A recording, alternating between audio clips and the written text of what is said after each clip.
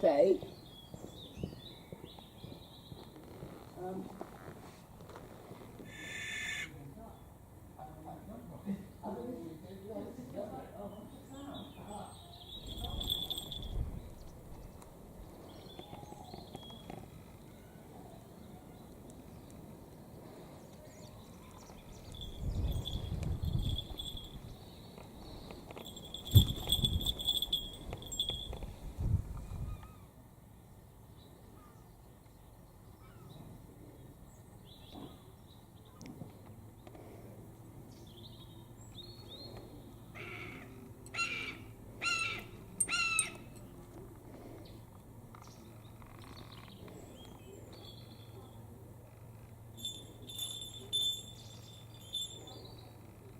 Things from you, I need the children really still, so I can get falcons coming in really close and really fast, right? If the birds do come in amongst you, just don't touch them.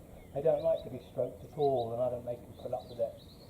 I'm going to talk to you about the birds as we go along. If you've got questions, just save them to the end. And when I finish up with this one here, this is the rarest and the most unusual of all my falcons. Now watch that bird, don't watch me, because you'll be wasting your time if you watch me. This is a New Zealand falcon, and I don't expect you've seen one of those before. There are only 4,000 of these in the whole world, and I've always wanted one. I put my name down on a waiting list for one that was bred in captivity in 1991, and I got it the year before last. His name is Blue, and he is my favourite hunting bird at the moment. For the last 3 years, me and him, we've been hunting small birds together. I had to get a special licence to allow me to do it, but I'm so pleased with him. He's a star.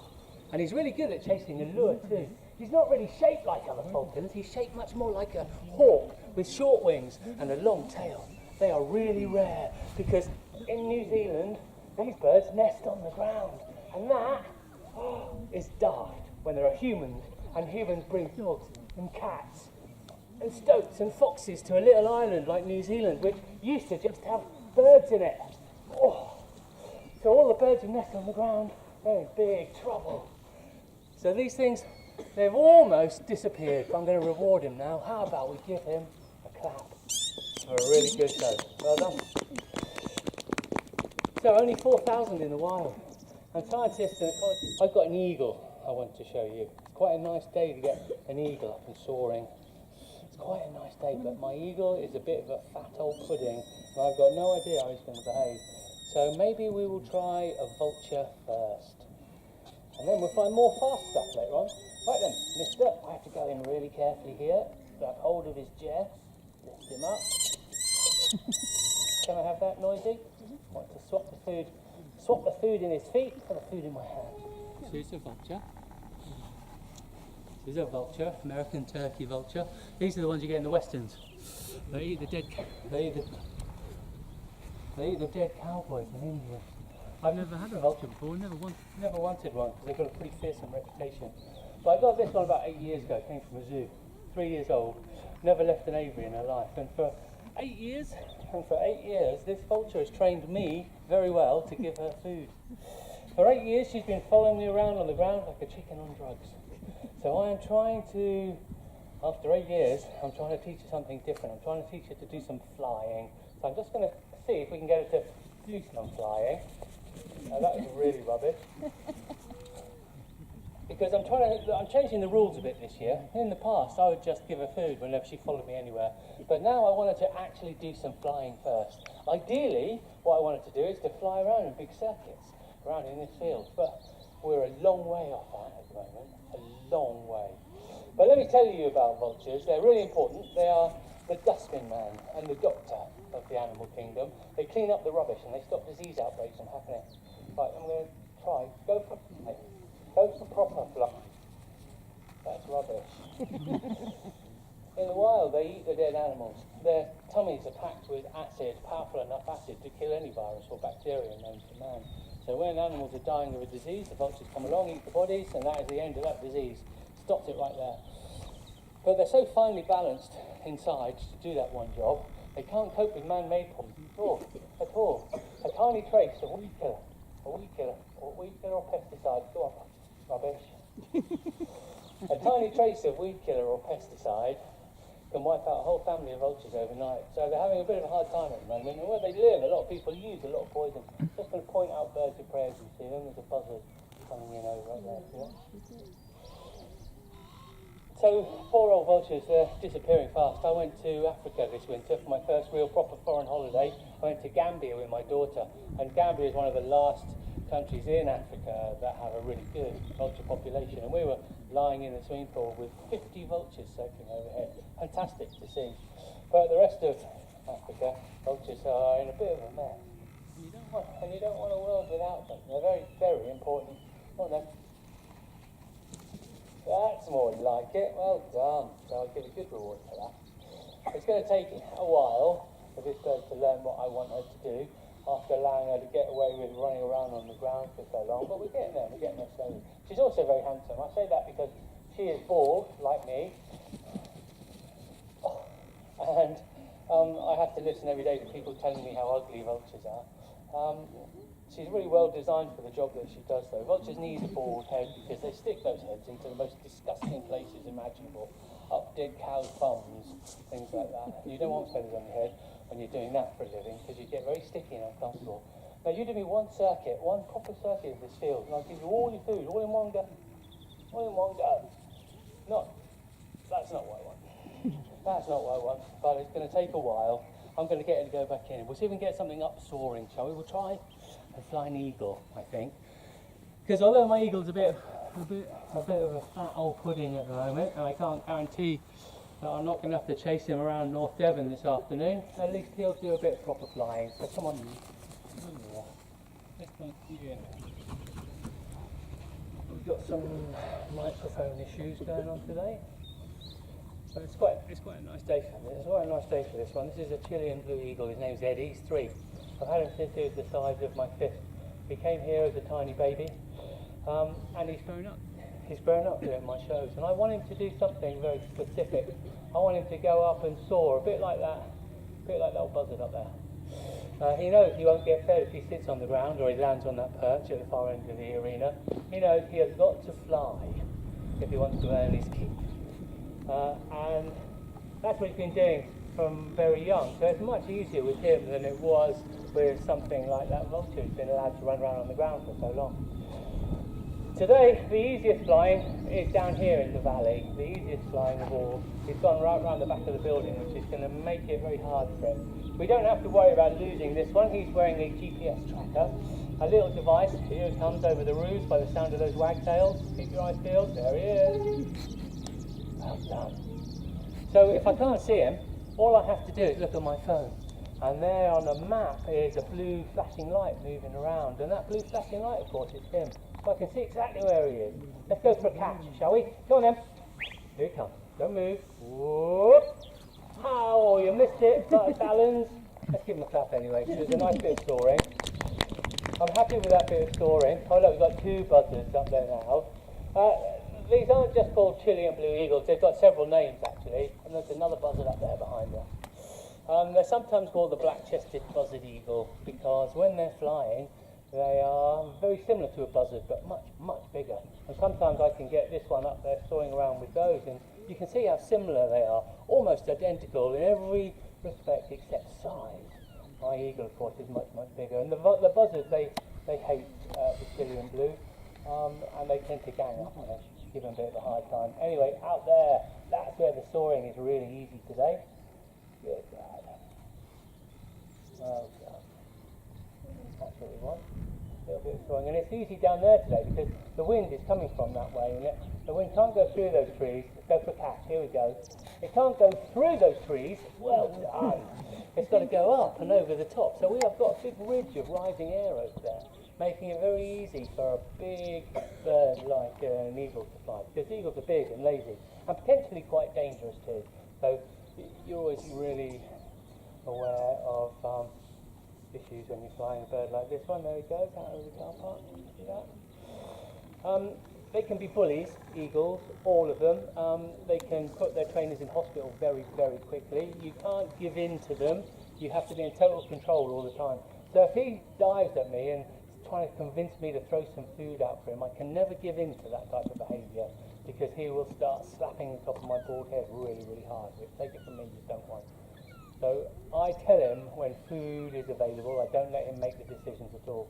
The herring gulls here, they hate him too, because he has killed a few of them. So they don't like him, they tend to give, here we go, I'm going to tell him to go away. I'm going to tell him to go away by pointing to the sky. That's it. That means no food here today. You're off. Now do some more work. As long as I point to the sky, he should stay away and not try and land on my head. That's it. Gulls, they hate him. He's done very well. He's done exactly what I've asked. So this time, let's go for a catch. Whoa! Done. Eddie, let's give him a clap. And we'll one last time. Grab that balloon, please. Grab that balloon, if you would. Thank you. Right. Let's call it a day, I think, with this one. And I'm going to try and find another falcon for you.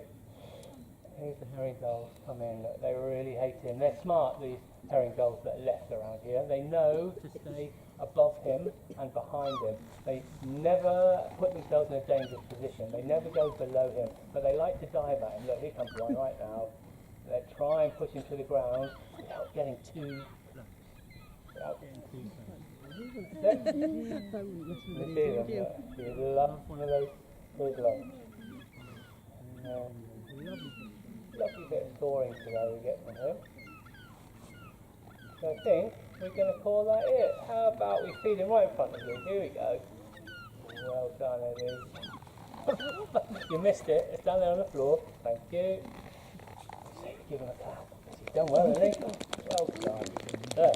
So I secure his chest. That's the little strap on his leg, and I remove the GPS tracker because I'd like to use that on a Peregrine Falcon. There, Chilean blue. Very, very handsome. You can see where the name comes from as well, because it's kind of grey-blue on the back. And the other great thing about this GPS system is I should be able to look at it and see how much ground he's covered. If I click that up, oh no, I've accidentally wiped the screen clean. I can't tell you how much ground he's covered, but he's probably done a couple of miles today. Right, let's plonk him away. Let's try something else. And in a straight line, flying level like he is at the moment, they don't reach really, really high speed. To reach high speed, he's got to go really high and then dive vertically, very, very fast. But even in level flight, he's quite quick, isn't he? His name is Scarlett. He's 3. Came to me when he was 18 months old. He'd been hand-reared and he'd never been flown. He'd been kept as a bird designed for breeding. So he'd never been really handled, never been given the chance to learn to fly when he was young, when they're supposed to. So it's been a bit of a long, hard slog with him. Getting him fit is really, really tricky. But we fly him 3 times every day, give him a chance to have a spin. He gets into battles with our local Peregrine Falcons. There's loads of them around here. They nest every 2 miles along this coast. I see them over here every day. And they can be a bit of a nuisance. One of my best falcons, Banjo, a llama falcon, was killed this winter by our local Peregrine Falcons that live around here. So it's something my birds have to become used to, dealing with the wild Peregrine Falcons in these parts. They can be really, really horrible. Anyway, I'm going to reward him this time. I'm going to let him punch the lure and see if we can get him to come on the ground right here. And I'll go and get a falcon and we'll try and get one to loop the loop over your heads. How about give him that? Got a little bit of food in his feet, just going to land and eat that, then we get him to come back over here. His nervous system is 18 times faster than mine or yours. His eyes are 8 times more powerful. He's got incredibly powerful feet, but it's not just the grip of a Peregrine Falcon, it's all about the punch. When they fly past their prey at very high speed, sometimes 200 miles an hour, they throw out one of their clenched feet and they'll punch their prey really hard, really fast. And sometimes they punch their prey so fast and so hard that they knock the head of the prey clean off. And the prey just tumbles to the ground in a heap of feathers. Come on, chop chop. I can see you over there. It's not a bird that normally I use for my demonstrations, the Peregrine Falcon, but we are this year. Here he comes.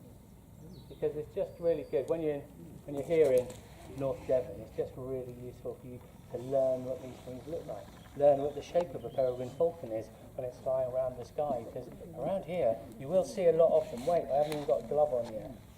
Hang on, hold your horses. He's a male. We call male Peregrine Falcons tiercels. They are about a third, about 2/3 of the size of a female. So a female is a third bigger again. And that's how it works with most birds of prey. The girls are generally the big ones. Right then, I'm going to find my most agile falcon, I think, next. He's waiting in the wings, so I'll be back with you in a minute. He's going to be a super falcon. Have a look at this one. It's called Bolt. It's called Bolt. Here's two different types of falcon blended into one. And he can loop the loop and fly upside down. I'll try and show you. Like what? Up and down. He is half Merlin and half Gerfalcon, and that's quite a potent combination. He's got this thing called hybrid vigour. He's got this extra strength and stamina and resistance to disease compared to either of his parents. So you won't find him in the wild anywhere in the world. He's also quite a horrible personality. He does bite and scratch and scream in my ear. He's hard work. He also got a thing about people wearing baseball caps. Sometimes he's supposed to be doing a show and he likes to just slap them on the top of their head. He's a great hunter. Like most falcons, it's just birds he's interested in. But you get the idea of what being a falcon is all about. It's all about diving. It's all about falling with style. In fact, we don't even call it diving. We call it stooping. This time we let him catch it. Here we go. Oh, well done. What do you say we give him a clap for that, shall we? Well done. Yeah. Thank you. Everybody can hear you. Well done. Right, two more birds I'm going to show you. I want to show you a young Harris hawk next, and then we'll finish off with a kestrel hovering over your heads. So let's find this one some grub. I have here a big fat juicy mouse. Your favourite Scooby snack in the whole world. Oh, yeah. Right. His name's Bandit, and he's a Harris hawk. Harris hawks are pretty wonderful birds. More of us fly these than anything else. You probably watched them. I watched one in the show this morning. Look at catch. They're great hunters, and of course falcon is really all about hunting. My Harris hawks are good. He's only young. This time last year he wasn't even an egg yet, so he's less than a year old. And I only really hunted with him properly in November because I've got so many other birds I need to hunt with. So we hunted in November, 26 days in the hunting field, and he caught 22 pheasants. That's pretty good going. Let's try another catch. There we go. So great hunting birds. They live in packs. When they go hunting, the whole family, of course, goes hunting together. Fast learners. You can teach one of these things to come back to you when you whistle in as little as a week. You can't train anything else as quickly as that. They live in packs in the wild. When they go hunting, the whole family goes hunting together. There's nothing quite like a Harris hawk. They are unique. In fact, their Latin name means unique. That long tail means he can twist and turn really, really fast and keep up with rabbits and pheasants as they're going through the undergrowth. Don't go in there, folks, please, while I'm doing the show. I need it empty in there, okay? So anyway, Harris hawks.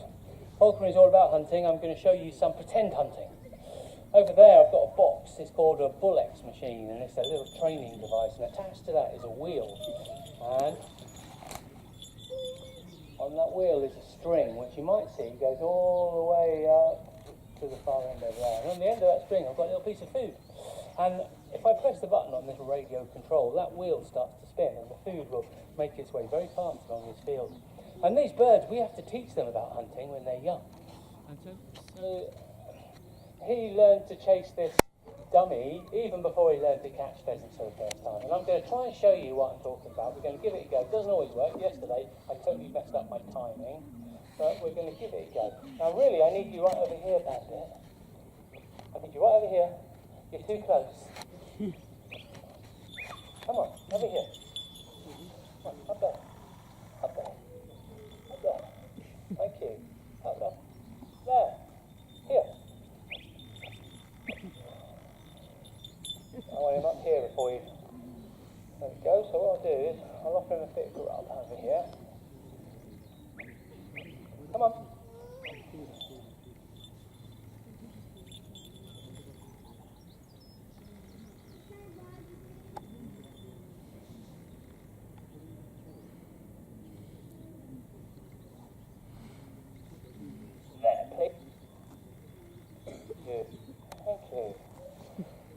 deal. Right, so I've got to try and get the timing right. I want him to be just behind it. Oh, look. That's no good at all. I want him to be just behind it, all the way to the end. And I want to catch it just before we get to that box. Yesterday I messed up that timing totally. Let me just remind him what he's supposed to be doing. Look. We're over here. Look.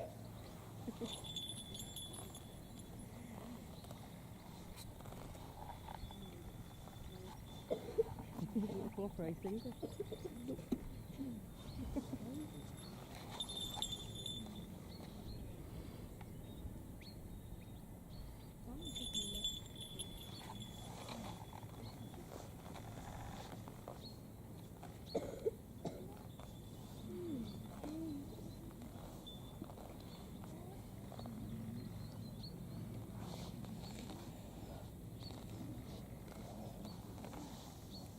Right. Let's give it a go. Ready? Here we go. Oh.